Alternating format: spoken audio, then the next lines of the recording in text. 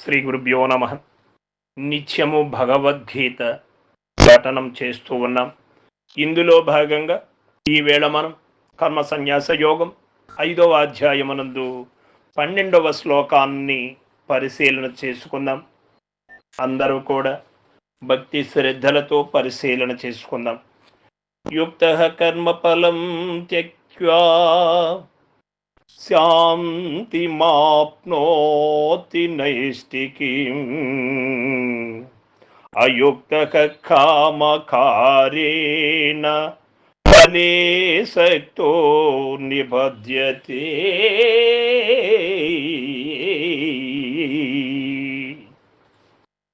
యోగయుక్తుడు నిష్కామ కర్మయోగి కర్మల యొక్క ఫలమును విడిచిపెట్టి చిత్తశుద్ధి వలన ఆత్మ నిష్కామ సంబంధమైన శాశ్వతమగు శాంతిని పొందుతున్నాడు. యోగయుక్తుడు కానివాడు ఫలాపేక్షతో కర్మలను చేయువాడు ఆశచే ప్రేరితుడై కర్మ ఫలమంద ఆసక్తి కలిగి బద్ధుడగుచున్నాడు. ప్రియాత్మస్వరూపులారా, మనం అందరము గమనించాల్సినటువంటి సత్యం, బంధమునకు బంధరాహిత్యమునకు నీవే కారణం. బంధరాహిత్యము కావాలి అనుకున్నవాడు కర్మల యొక్క ఫలమును విడచిపెట్టి చిత్తశుద్ధి వలన చిత్తశుద్ధి కలిగినటువంటి వాడు ఆత్మ నిష్ఠా సంబంధమైన శాశ్వతమగు శాంతిని పొందుతున్నాడు అని మనకు తెలియబడినది. ఇక బంధములకు లోనైన వాడు ఎట్లా ఉంటాడు? ఫలాపేక్షతో కర్మములను చేయువాడు, వాడికి ఫలాపేక్షతో కర్మలను చేయవలను అనే కోరిక ఎందుకు వచ్చింది అంటే ఆశ చేత ప్రేరితుడై కర్మలను ఫలాశక్తితో చేస్తూ ఉంటాడు. కాబట్టి ఆశ పాశములను తెగవేసిన వాడే చిత్తశుద్ధికి అర్హుడవుతాడు అని మనకిక్కడ తెలియబడినది. బంధమునకు కారణము ఆశ అని, మోక్షమునకు కారణము ఆశారాహిత్యమని ఈ శ్లోకమున స్పష్టముగా తెలుపబడినది. ఫలాపేక్ష లేక కర్మలను చేయువానికి చిత్తము నిర్మలమగుటచే ఆత్మనిష్ట ఉదయించి శాశ్వతమగు శాంతి లభించుతున్నది అని మనకు తెలియబడినది. దీనిని బట్టి కర్మయోగము జ్ఞానయోగము రెండును ఆత్మశాంతి అను ఒకే ఫలమును కలుగ చేయుచున్నవని తెలియచున్నది. కర్మయోగమియు తక్కువ కాదనియు దాని ఫలితము నైష్టికమగు ఆత్మనిష్ట చేయగలుగు పరమశాంతియే అనియు ఈ శ్లోకమున స్పష్టీకరింపబడినది.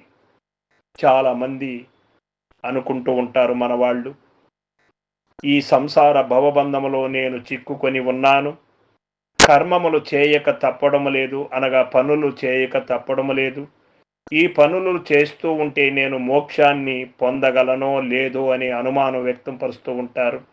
ఇక్కడ భగవానుడు క్లారిటీ ఇచ్చారు.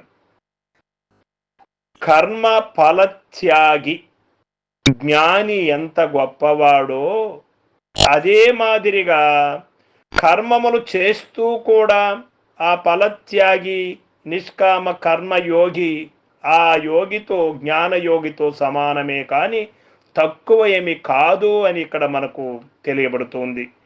మోక్ష రూప పరమశాంతికి ఆశారాహిత్యం ఎట్లు హేతువో అట్లే బంధమునకు హేతువు ఆశయే అనియు ఇట్టట పేర్కొనబడినది. ఫలాపేక్షయే బంధము, బధ్యతే అని చెప్పక నిబధ్యతే అని చెప్పుట వలన ఫలాశక్తి గలవాడు సంసార బంధమున లెస్సగా తగులుకొనని తెలియచున్నది.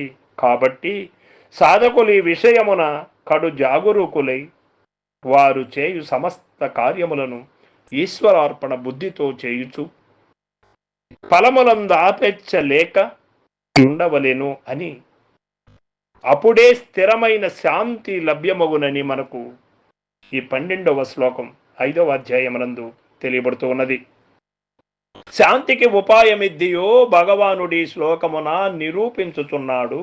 ప్రతివారును శాంతికై సుఖమునకై పరితపించుతున్నారు. కానీ అది ఎట్లు లభించునో తెలియక తికమక పడుతున్నారు. ఫలాపేక్ష అను వదలి, ఫలాపేక్ష అను పదమే నీకు రాకూడదు. ఫలాపేక్షను వదలి నిష్కామముగా కర్మలను ఆచరించుటయే శాంతికి మార్గమని ఇట తెలుపబడినది. ఈ విధముగా నిష్కామ కర్మ నిష్టచే జ్ఞాన నిష్ట వలన కలుగు పరమశాంతి జీవునకు చేకూరుచున్నది. అట్లే బంధమునకు కారణమును ఈ శ్లోకమున తెలిపి ఈ విషయమున చాలా భద్రముగా ఉండవలసినదని భగవానుడు హెచ్చరించుతున్నారు మనల్ని అందరినీ కూడా. కామమే బంధమునకు కారణము, ఆశయే పరాశక్తియే, సంగమే దుఃఖమునకు అశాంతికి హేతువు. కావున వానిని ధరికి జార్చరాదు సాధకులు. భగవానుని ఈ హెచ్చరికలను పాటించి జీవితమును నిష్కామ మార్గమునకు రిప్పుకొని నైష్ఠిక శాంతి అనుభవించవలయునని మనకు తెలియబడుతూ ఉన్నది. నిష్కామ కర్మయోగి ఎట్టి ఫలమును పొందును అనే ప్రశ్న మనకు మొదలైనప్పుడు, ఎందుచేత అతను మంచి ఫలాన్ని పొందుతాడు అంటే ఆత్మనిష్ట చేయగలుగు పరమశాంతిని పొందును. ఫలాపేక్ష లేని కారణము చేత. ఆత్మనిష్ఠులు కర్మాచరణ కాకుండా ఆత్మాచరణ, ఆత్మనిష్ఠులైన వాళ్ళు ఏమి పొందుతూ ఉన్నారో అది కర్మాచరణ చేసేవాళ్ళు కూడా పొందవచ్చు. నిష్కామ కర్మాచరణ చేసిన వాళ్ళు, సంఘ ఫలాపేక్ష లేని వాళ్ళు, సంఘంతో అటాచ్మెంట్ లేకుండా కర్మములు చేసిన వాళ్ళు, అటువంటి యోగులు పొందేటువంటి, ఆత్మజ్ఞానులు పొందేటువంటి ఫలితాన్ని కర్మయోగులు కూడా పొందవచ్చు అని ఇక్కడ మనకు తెలియబడుతుంది. కామ్య కర్మలను చేయువాడెట్టి ఫలితమును పొందును అన్నప్పుడు వాడు ఎందుచేత సంసార బంధమును లెస్సగా తగులుకొనును? ఫలాశక్తి వలన.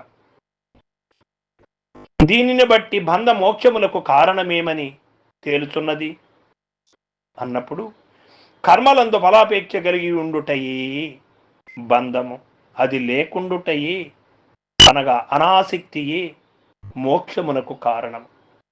పరమశాంతికి మార్గమేమి అన్నప్పుడు కోరిక లేకుండుట, కర్మ ఫలములందు ఆసక్తిని త్యజించుట అని.